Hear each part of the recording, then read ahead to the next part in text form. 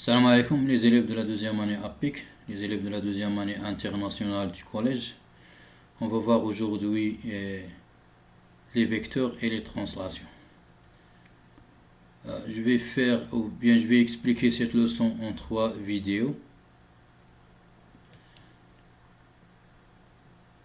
Les paragraphes qu'on a dans cette leçon, la translation, le vecteur, relation de Charles, produit d'un vecteur par un nombre. Premièrement, la translation. A et B, deux points distincts. Les deux points A et B déterminent deux sens contraires. Le sens de A vers B et le sens de B vers A. A et B sont deux points. Ces deux points déterminent deux sens. Le sens de A vers B et le sens de B vers A. Delta est une droite parallèle à AB. La voilà, delta est parallèle à AB. On dit que delta et AB ont la même direction. Si deux droites sont parallèles, alors on dit que ces deux droites ont la même direction. Et si deux droites ont la même direction, alors ces deux droites sont parallèles. Pardon. M1 point de delta et M' M1 point de delta. Et M' le point de delta de la droite delta tel que la distance AB égale à la distance M'. Et le sens de A vers B, le sens, le manha en arabe, le sens de A vers B est le même sens de M vers M'.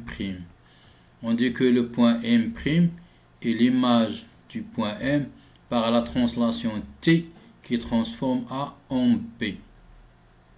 La translation, on le note toujours par la lettre T parce que la translation commence par T. Donc le point M' est l'image de M par la translation T qui transforme A en B. Division A et B, deux points distincts. On dit que le point M' est l'image d'un point M par la translation T qui transforme A en B. Si on a la droite AB et la droite M' ont la même direction, c'est-à-dire la droite AB et la droite M' sont parallèles. Deuxièmement, le sens de M vers M', le sens de M vers M' est le même sens de A vers B. Troisièmement, et la distance M' égale la distance AB. Si on a ces trois conditions sont vérifiées pour le point M', alors on dit que le point M' est l'image de M par la translation qui transforme A en B.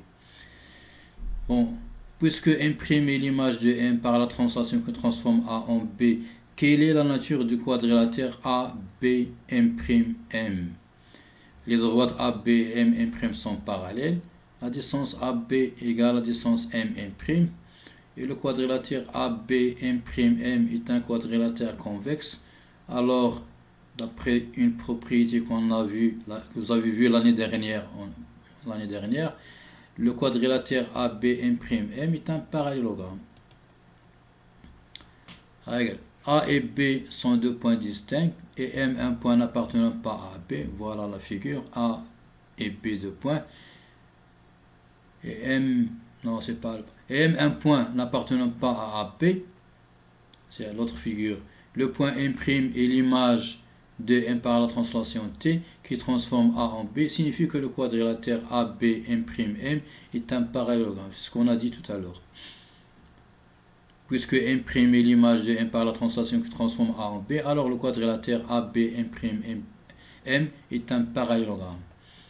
Application A et B, deux points distincts, et E, A et B, les voilà, et E, un point qui n'appartient pas à la droite AB. Construire le point F, image de E, par la translation T qui transforme A en B. On va appliquer cette règle-là qu'on a dit tout à l'heure.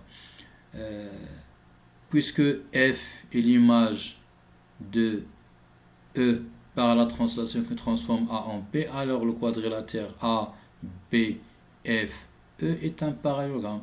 Donc pour construire le point F, il suffit tout simplement de construire le parallélogramme ABFE.